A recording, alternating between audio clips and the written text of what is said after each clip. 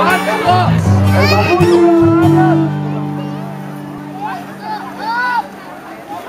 der nogen der? Shut up! Er der nogen der? Er der nogen der? Smart og sejt.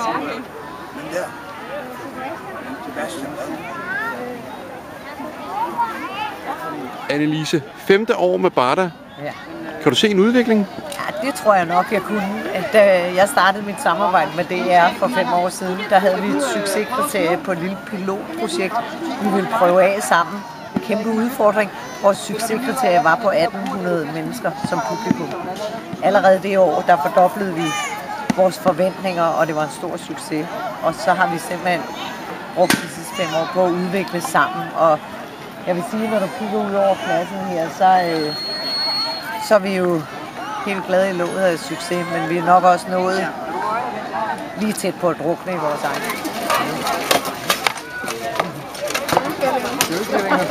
Ja, simpelthen, og det kan vi helt ned på folks adresser, for det er jo Erhvervs- og Turistkontoret, der sælger alle billetterne i det her, så det er os, de har kontakt med, så vi skriver også brev ud til folk. Alle har fået et personligt brev, for der er jo en meget stor logistik, der skal gå op her. Det er jo ikke bare en markedsplads.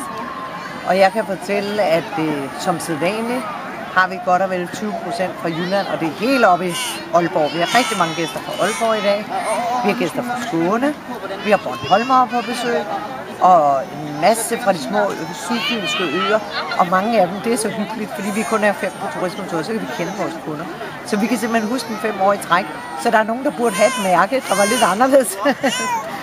Så det er jo den glade historie i det, men jeg vil sige, at i år har vi virkelig haft så mange gæster, så det har jo været en arbejdsfuld dag for mig og mine folk. Men alle har kunne komme ind. Alle, der er ikke nogen, der er blevet afvist i døren. Vi har haft en lille smule ventetid omkring middag, hvor vi var nødt til at lukke dem med forsalgsbilletter ind først. Så der har været en lille pause, hvor vi bad folk om at køre ind og kigge på vores skønne by.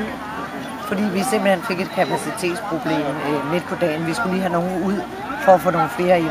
Men jeg håber ikke, der er nogen, der kører til Barda i Sorø forgæves. Altså, det tror jeg simpelthen ikke på. Og vi havde godt flow igennem fra klokken 2:30.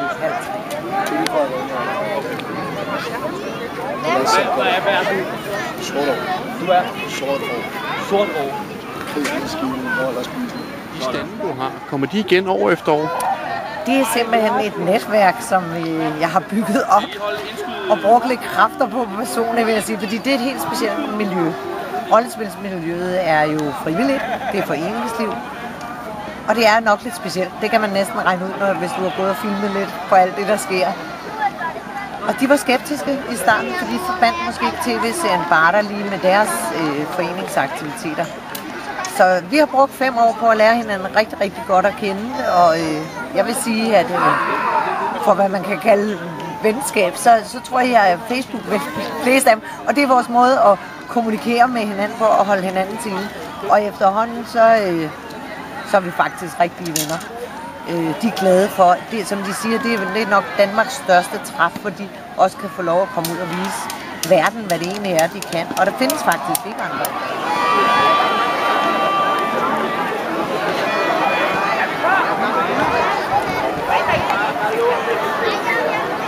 Boderne, der er mange varer, der bliver langet over disken, kan man se. Det tror jeg nok. Ja. Jeg tror endda også, at nogen har et vist kapacitetsproblem. Men altså, jeg er stolt af at kunne sige, at de store, tunge ting er gået tilbage til foreningerne i Sorø. Det er faktisk min kongstanker og værdigrundlag ved at lave. Dels er det mit job at invitere gæster til Sorø. Så hvis jeg har haft 12.000 gæster i dag, så har jeg vist tjent min dagsløn. Men det betyder noget for mig, når jeg skal lægge så mange kræfter i det også privat. At jeg er sikker på, at der er gået nogle penge tilbage til det soranske kulturmiljø og til rollespilsforeninger, der gør en kæmpe indsats. Og det tror jeg, at jeg kan leve op til. Jeg tror, jeg kan se mig selv i spejlet i morgen. Men det bliver nok lidt træt, det jeg ser.